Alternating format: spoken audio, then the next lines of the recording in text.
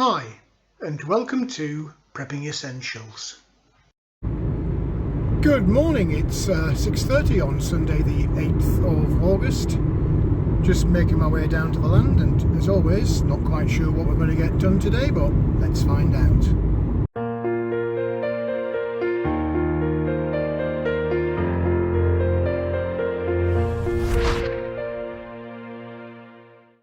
Well, here we are down on the land. Sun is peeking out over the trees there, but we've got a lot of dark cloud kicking around, and I don't know if you'll see on the trees or not, but there's a bit of a wind as well. I suspect the weather forecast might be right and we might be in for a bit of a storm today. It did rain a little bit during the night, but not huge amounts, thankfully. But I guess we'll see what happens during the day. Well, as usual, first things first, sort the chickens out. I called in yesterday on the way home at the farm shop and picked up a few more bags of layers pellets and a bag of mixed corn. It's the one with those little green seeds in that they really go crazy for.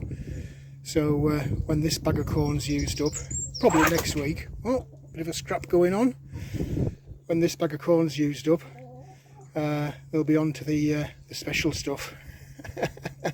So watch out for them going crazy next week.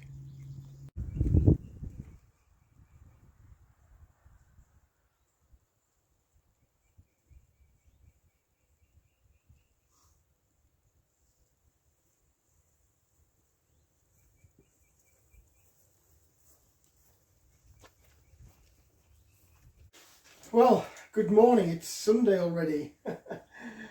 The weekend does fly by, even when you have a short day. Don't know if you can hear that or not. This, I'm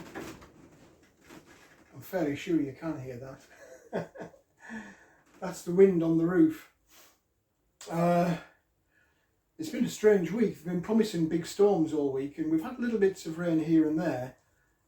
Had a bit more last night, which is good in that it's saved me from watering the outside raised beds, but it's forecasting really heavy rain today and a storm coming through, and this wind is, even in the short time I've been down here, it is gradually picking up more and more. So I'm not quite sure. I keep looking out the window. I'm not quite sure if I'll get some of the things done that I wanted to today. I was going to break some pallets up, ready to start boxing in those IBC tanks when the damned outlet fittings arrive. My bad.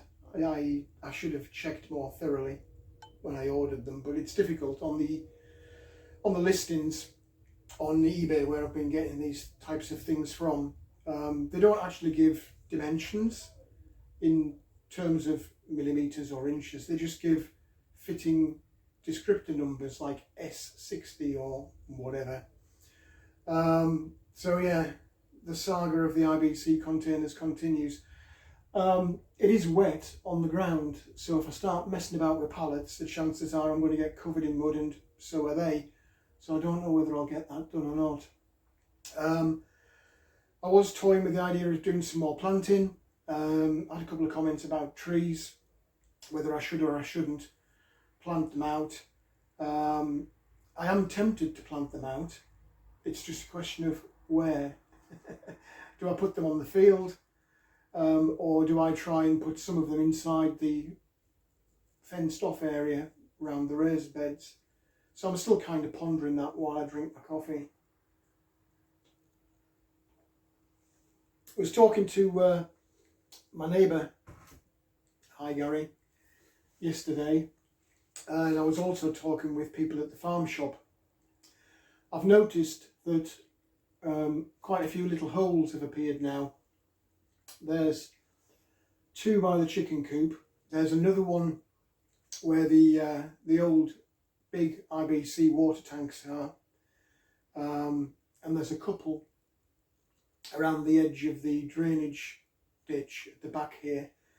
They're not rabbits. It looks to me like they're either water voles, mice or rats, and looking at the size of the hole, I suspect that they're rats. Now, I've not actually seen any, though my neighbour has, and the general consensus is that yes, it is likely to be rats, and the reason I've suddenly started to notice them is that it's harvest time. Farmers are starting to harvest some of the crops on the fields, which is driving them out of the fields, and also this rain we've had is also moving them. So while I was at the farm shop yesterday, picked up some blocks of poison. So one of the jobs today is to find locations to put those out and hopefully stop the problem before it becomes a really big problem. So lots of little bits and pieces to do today. Also brought the air rifle down to see if I can bag any of these pigeons that have been driving me crazy yet. Though I did notice yesterday, again when I was talking to my neighbour, a lot of really big buzzards have started to populate this area, so they might do the job for me. As we were stood chatting yesterday, I'd seen two in the big trees on the wood line earlier on in the day, and while we were stood talking, three more came directly above us and were just circling around. Beautiful, beautiful birds, really nice.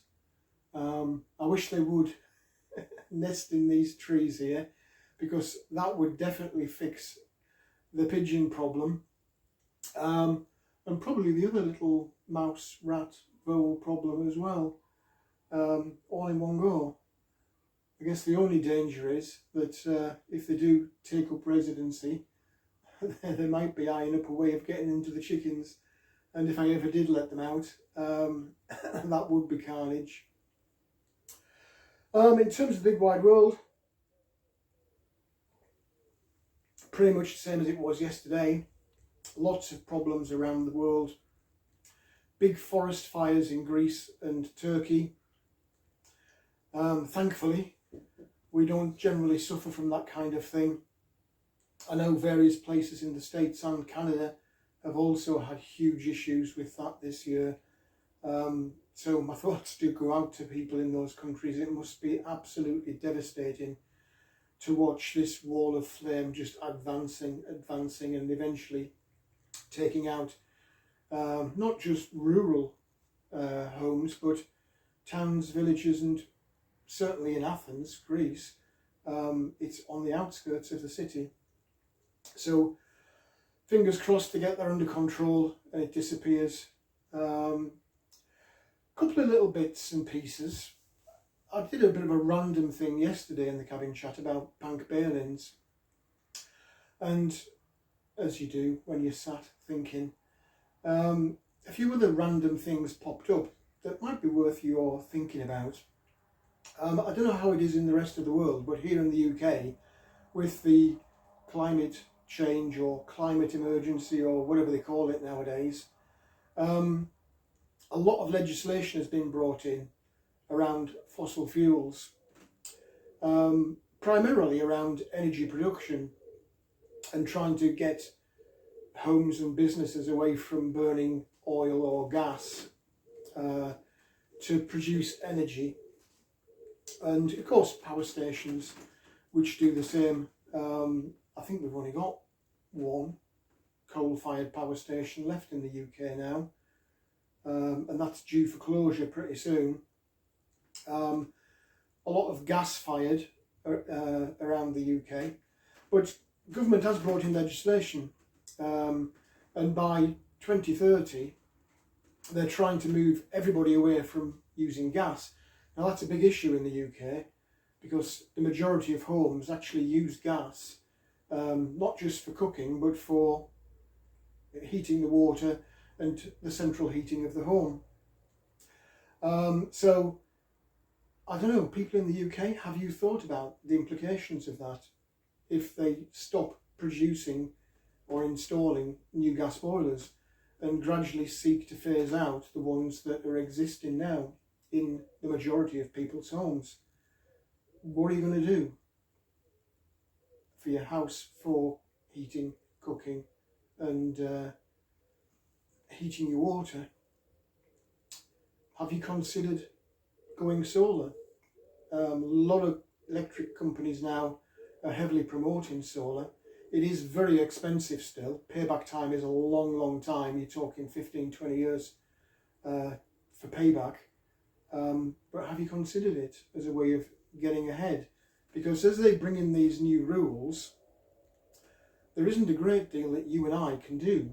Once they've brought in a law, you're pretty much buggered. And they have a habit of doing this just randomly. I mean, there's a law being brought in now about petrol and diesel powered vehicles.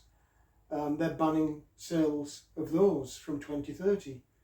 It's only 9 years away, guys. So what do you do then? You know, my car is diesel. What do? I have a diesel heater down in the cabin. If they're phasing diesel out, what do I do for heating? So whilst these things might be a long way off, well, 9 years, is it really a long way off? Time does go quickly. Although they're not yet happening, they are coming down the road. So is it something that you're thinking about? Are you thinking about going electric for your car? Are you thinking about going electric for your house? Let me know what you think in the comments section. So a little bit random, but prepping is all about thinking ahead as to what could happen down the road and kind of preparing yourself for those events should they happen. And with the gas central heating and with the the diesel and petrol powered vehicles, we know that is coming. They've told us it's coming. So it might be prudent to start thinking now about those things. Anyway, let me get this coffee down me, wherever you are, whatever you're doing. I hope you are staying safe and well and enjoying your weekend. There's not much left of it for me. So I ought to get cracking, and whatever it is I do get up to, I'll keep you posted as we go through the video.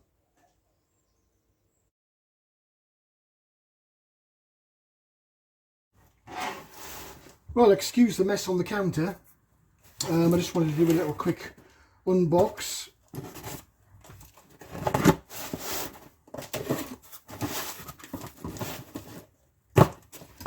Got a little toy. Let's get rid of that. Can you see where it is yet?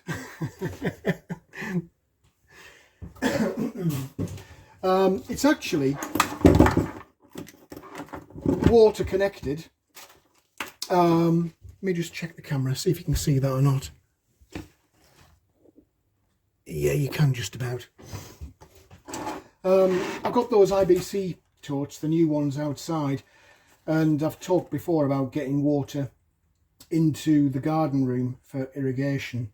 So I was going to buy another pump. I've actually got a spare water pump just in case the one in the cabin fails. There's another one actually in the polytunnel which I'm using for irrigating that. But I was going to get a spare, and while I was browsing I came across this little kit and I just couldn't help myself. So we've got a 12 volt water pump, inlet valve, outlet valve, with a cable coming off for the power supply,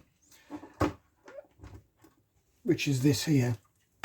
So this just simply clips into the water pump like so, and then you've got your normal 12 volt, it's the cigarette lighter type adapter for power for the pump.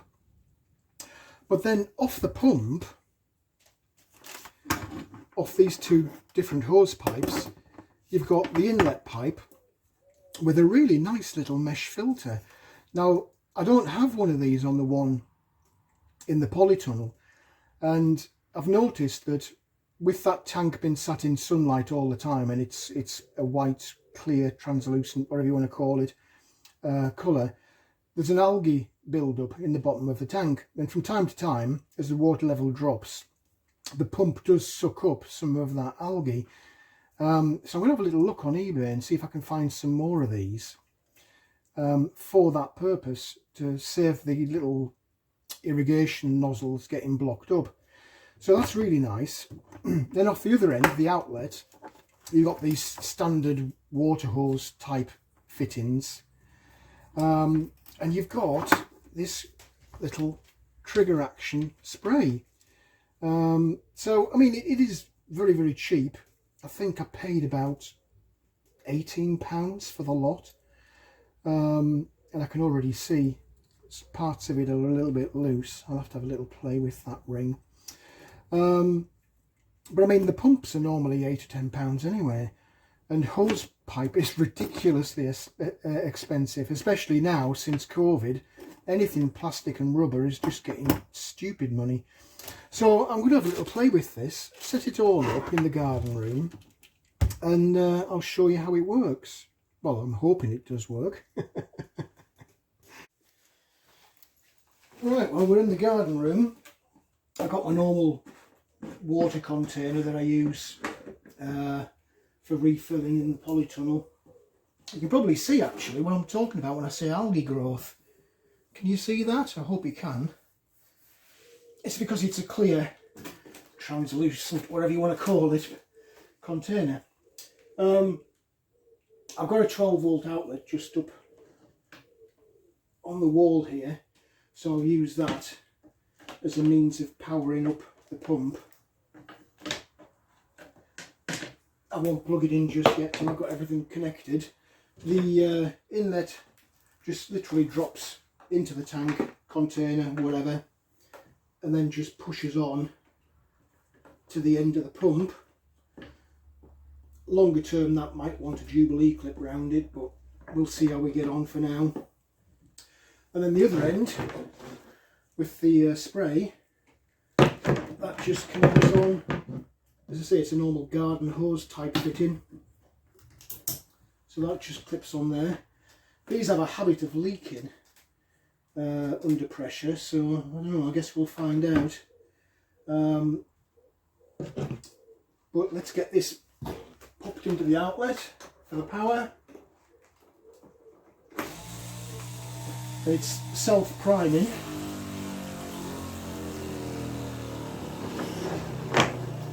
So it's built up its pressure. Pressure's holding. I'll just spin the camera around and then you can see what happens.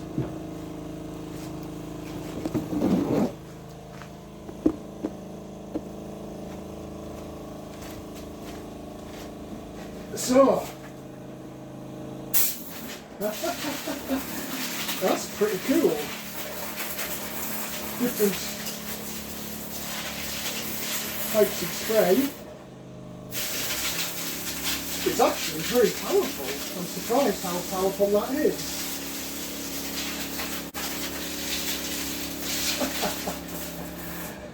Like a kid with a new toy.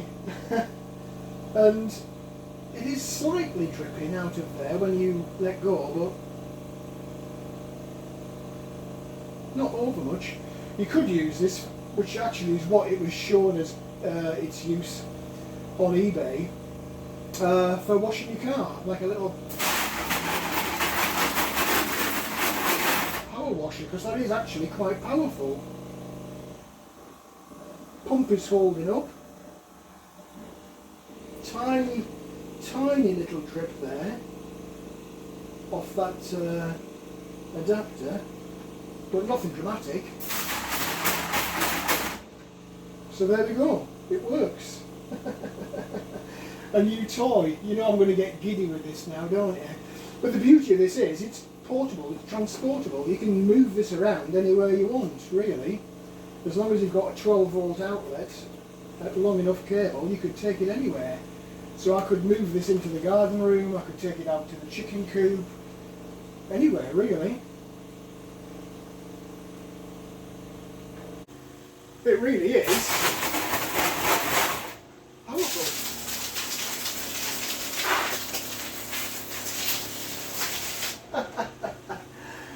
Ah, simple things from simple minds.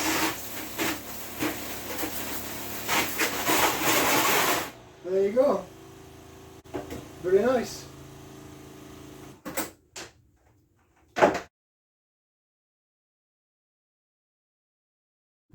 I'll have a quick run round and show you these holes and what I've been doing. So you can see from the drainage ditch there's a couple of holes that come out under the fence, and then you can probably see a bit more clearly here, look, there's a direct run in there, and there's another one across there, and these disappear off under the chicken coop. So I've put a little box in here, keep the rain off the rat poison. I've put 2 little blocks in there and fastened them with wire cable, if you can see that or not, so that they can't run off with it. I'm very, very nervous about the chickens getting any of this poison, but I've checked really thoroughly all the way around the pen, and because I put the mesh into the ground and I've also overlapped with those boards, there's nothing at all getting inside there. So I'm quite confident they're not inside with the chickens at all, but they are using the coop as a little house or the underneath of the coop as a house. So I've popped that one there with a couple of blocks, and I've done a similar thing around here where the storage shed is.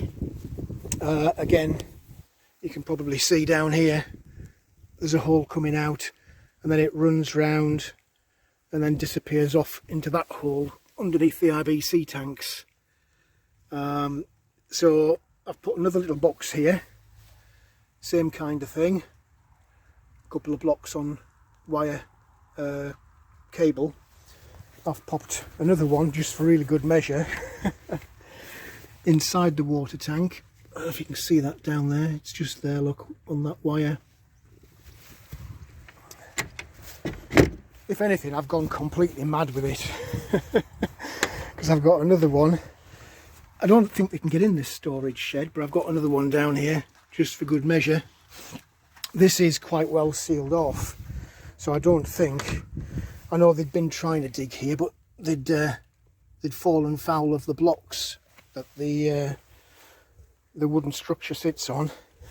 And then finally, I think we have got something in here in the old tractor garage, because there's looks like there's a hole. It might be an old hole, I don't know, but I've put another little block there, look, just in case. So we'll monitor that over the next few weeks. Don't know if you can hear that,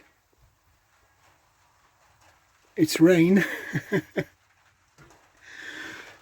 So I'm going to get all of these closed up before it gets much heavier,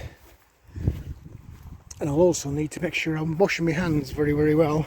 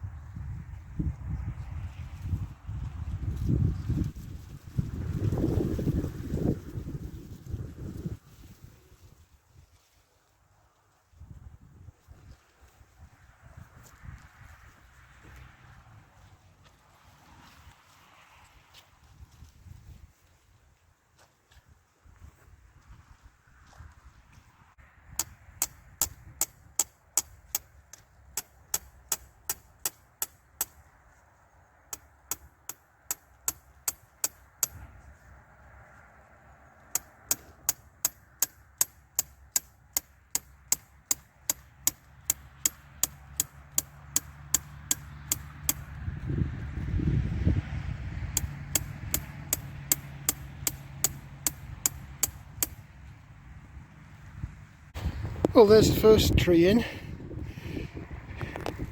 This weather's not helping me. It was raining pretty much all of the time that I was doing that, but all of a sudden it stopped. And in amidst all these black clouds, the sun is there trying to get out. I think it's struggling though, because the cloud is quite thick. But there's the first one in. We'll see how we get on with that. I'm going to pop another one over in this corner, and then the third one I'll pop out somewhere on the field, but I'll show you that once it's done.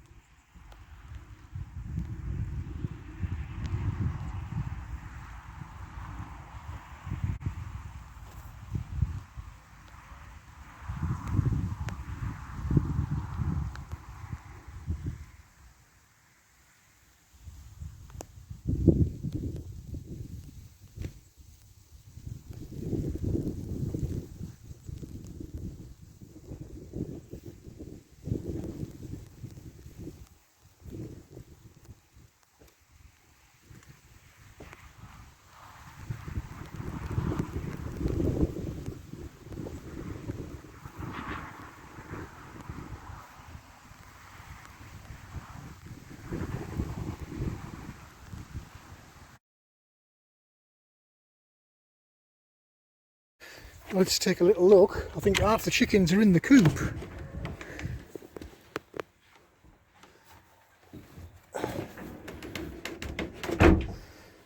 There we go, there's 4 there. Let's get my box open.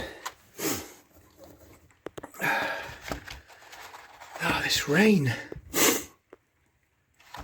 Oh, they're nice and warm, those. And there's another one in there. Nothing in that one. Oh, somebody's been lazy. Come on, girls. There's only 5 there. Get yourselves back in here and get another one laid. I can't complain, really. Water and food's done. So I think that's about it. Let's get the eggs in and start closing things down. Well, that's it for another day and another weekend. The time does just whiz by so quick. Oh, it's miserable. Miserable day today. This rain's just not giving up now.